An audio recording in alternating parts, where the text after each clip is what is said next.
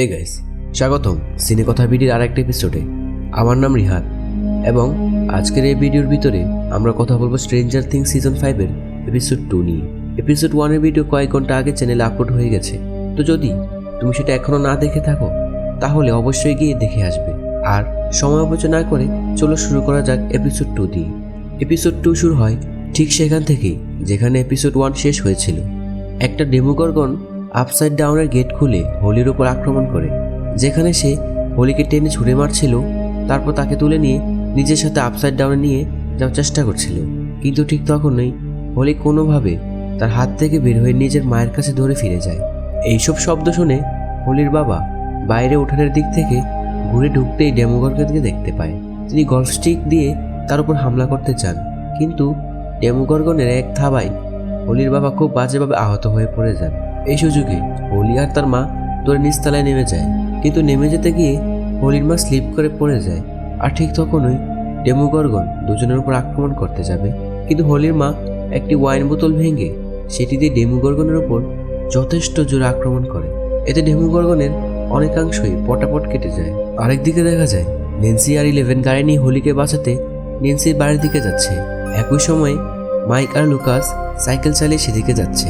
তারা পৌঁছানোর পর দেখতে পায় ডেমোগর্গন হোলির মাকেও ভয়ানকভাবে আঘাত করেছে এবং তিনি প্রায় মারা যাওয়ার মতো অবস্থায়।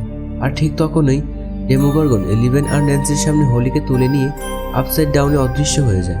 ন্যান্সি তখন 11কে তার পেছনে আপসাইড ডাউনে পাঠিয়ে দেয়, আর সে নিজে মাইক আর লুকাসকে নিয়ে তার মা আর বাবাকে হাসপাতালে নিয়ে যায়, কারণ দুজনের অবস্থাই খুবই ক্রিটিক্যাল।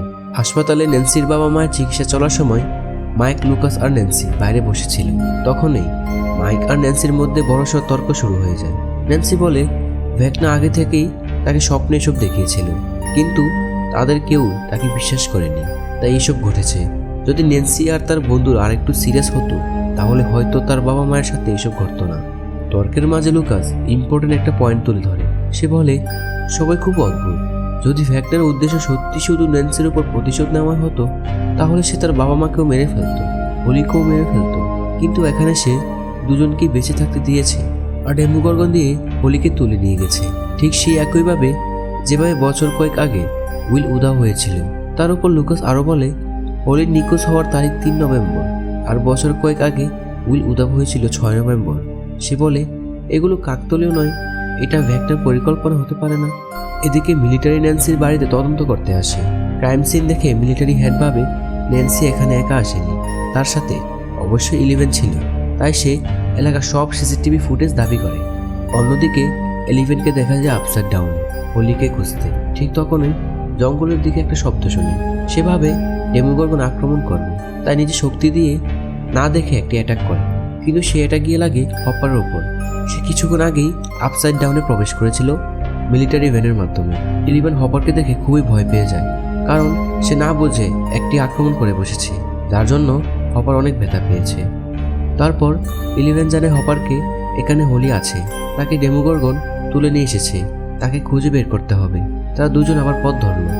ওদিকে ওপার দুনিয়ায় রবিন আর জয়েস রেডিও স্টেশনের ইলেকট্রিসিটি ঠিক করার চেষ্টা করছে। রবিন রিপ্লেসমেন্ট ফিউজ আনতে গেলে উইল আর জয়েসের কথোপকথন হয়। উইল বলে আগের মতো ভীষণ সে পাচ্ছে না, এবার যেগুলো দেখছে সেগুলো ভীষণ নয়, একদম পয়েন্ট অফ ভিউ। সে যেন সেই ডেমোগর্গনই হয়ে যাচ্ছে এবং হত্যাকাণ্ডের অভিজ্ঞতা সে নিজে অনুভব করছে। সে বলে তার হাইভ মাইন্ড আবার ভ্যাকনা আর ডেমোগর্গনের সাথে জুড়ে গেছে। আর এটা তখন থেকে হওয়া শুরু করেছে যখন সে ক্যালিফোর্নিয়া থেকে ফিরে হকিংসে এসেছে। রবিন তখন একটা থিওরি দেয়। সে বলে উইল হয়তো একটা রিসিভার, রেডিও সিগন্যালের মতো।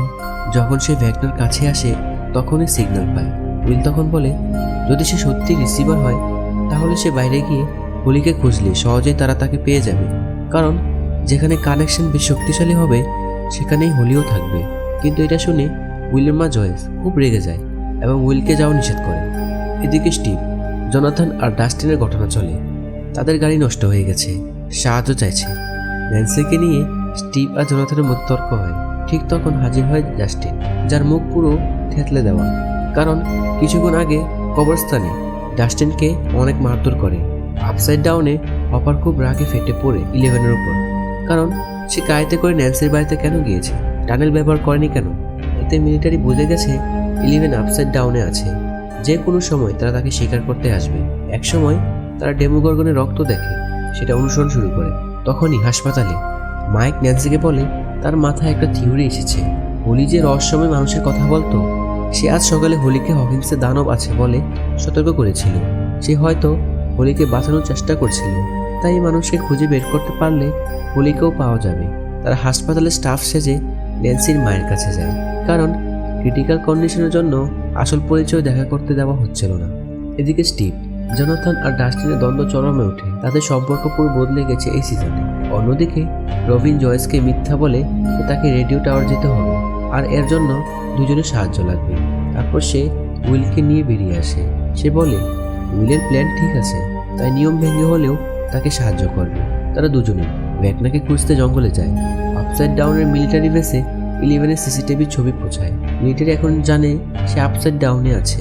11 তখন হপারের ক্ষত পাচ্ছে, যেমনটা ম্যাক্স তাকে শিখিয়েছিল। দুজনের সুন্দর বাবা মায়ের মতো কথোপকথন হয়। এরপর তারা আবার যাত্রা শুরু করে। রবিন আর উইল জঙ্গলের ভিতরে ভ্যাকনার সিগন্যাল খুঁজছে। তখন উইল তার আগের ভীষণ মনে করে সে রবিনকে নিয়ে হোলির স্কুলের দিকে দৌড়ায়। ওদিকে আপসাইড ডাউনে হপার আর 11 ডেমোগর্গনের পিছনে তিনিতে হোলির একটি জুতো পায়। সামনে তারা একটা বিশাল দেয়াল দেখে।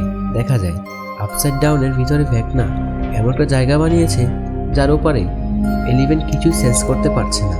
সেখানেই হোলিকে নিয়ে যাওয়া হয়েছে। বেঁচে আছে কি নেই কেউই জানে না। হাসপাতালে ন্যান্সির মা কথা বলতে পারছে না, তাই লিখে যোগাযোগ করছে। ঠিক তখনই রবিন আর উইল পৌঁছে যায় হোলির স্কুলে। উইল বলে তার ভীষণ ঠিক এখানকার। তারা বুঝতে পারে ভ্যাকনা যখন কাউকে স্বীকার করে, তখন হাইভ মাইন্ডের কারণে উইল সেই ভিকটিমের ভিতর ঢুকে পড়ে। তাই সে সব অনুভব করে যা শিকার অনুভব করে। হাসপাতালে ন্যান্সির মা লিখে জানায় হোলি যাকে রহস্যময় মানুষ বলতো তার নাম হেনরি, আর হেনরি আসলে ভ্যাকনার আসল নাম। অর্থাৎ এতদিন হোলির ইমাজিনারি ফ্রেন্ড ছিল ভ্যাকনা নিজেই, আর হোলি ছিল তার পরের শিকার। আর শিকার হওয়ার কারণে উইল তার পয়েন্ট অফ ভিউ থেকে ঢুকে পড়ে। এই অবস্থায় হোলি যদি বেঁচেও থাকে তাহলে সে আপসাইড ডাউনের দেয়ালের ওপারে। আর এই ক্লিফ হাঙ্গারে এপিসোড 2 শেষ হয়ে যায়। আর ভাই, এপিসোড 2 দারুণ লেগেছে। প্রতিটি এপিসোড আগের চেয়েও আরও বেশি উত্তেজনাপূর্ণ লাগছে। তোমাদের কেমন লেগেছে মন্তব্যে লিখে জানিও। আমি খুব শিগগিরই এপিসোড 3 আর 4-এর ভিডিও নিয়ে আসবো সিনেকথা বিড়িতে। এবার দেখা হবে পরের ভিডিওতে। ততক্ষণ পর্যন্ত তোমরা সবাই ভালো থাকো, সামনে এগিয়ে যাও। ধন্যবাদ।